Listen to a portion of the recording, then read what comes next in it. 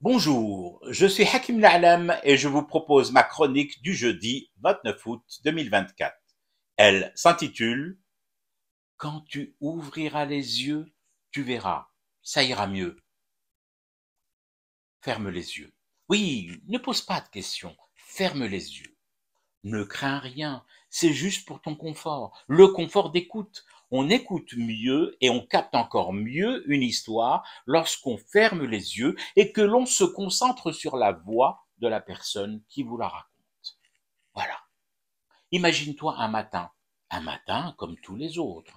Les oiseaux yuzarzerou sur ton balcon. Le soleil s'est fait beau et chaud dès tôt ce matin, en ton honneur, juste pour venir caresser ta maison et couvrir les tiens de bien-être mérité. Tu as tant travaillé ta chienne de vie, toi, ton épouse et tes enfants s'ils en ont l'âge. Vous avez tous mérité ce réveil en douceur. Aujourd'hui, c'est toi qui prépares le petit déjeuner pour toute la maisonnée.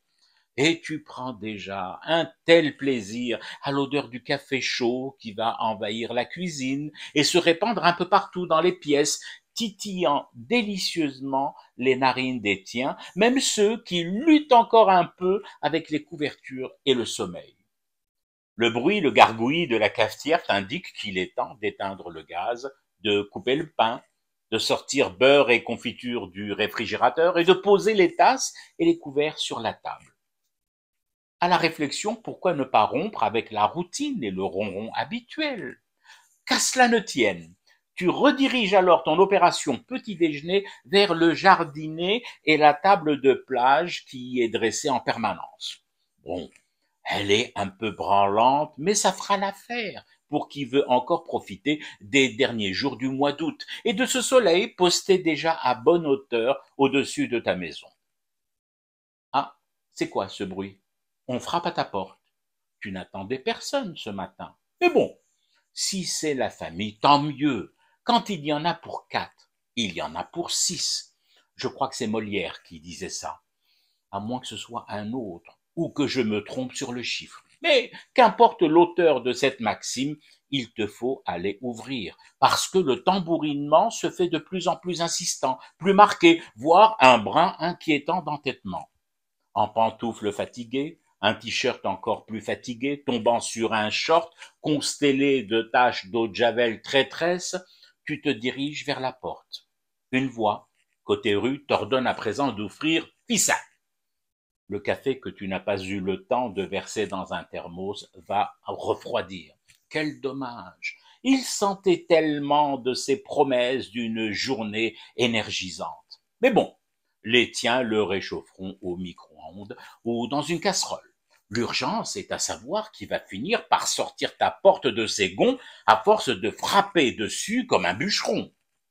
Tu ouvres. En face de toi, un homme en costume étriqué, tout droit sorti d'un roman de Courteline. De taille moyenne, le crâne dégarni, maigre, visage émacié, virant cire aux pommettes. Il est encadré par deux policiers. Deux policiers au regard de policiers. Le regard comme faisant partie de la panoplie du flic, au même titre que le bâton qui pendouille sur sa hanche et le pistolet fiché dans un holster usé sur l'autre hanche. L'homme en costume qui semble diriger cette escouade matinale égrène alors machinalement des phrases qui finissent de te sortir de ta nuit, de la douceur de ta cuisine et qui te font aussitôt regretter de n'avoir pas au moins trempé un peu tes lèvres dans le café avant de venir l'ouvrir, cette foutue porte. Je suis huissier et je suis mandaté pour te signifier que tu dois libérer cette maison sous 48 heures au profit de ses vrais propriétaires, une famille franco-israélienne, légataire testamentaire en vertu d'un acte établi en l'étude de maître. La suite? Tu veux la suite? Ben, ouvre les yeux, frérot. Mon histoire est terminée. Ou presque. Je t'en livre l'épilogue, à yeux ouverts, les yeux dans les yeux. Tu es algérien, et cette histoire que je viens de te narrer ne peut pas t'arriver. Cette histoire se déroule au Maroc, tous les jours, ou presque.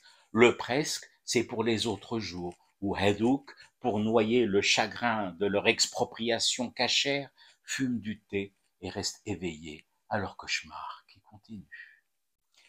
C'était Hakim Nalam, je vous retrouve samedi pour une autre chronique et une autre façon de dire son amour à l'Algérie.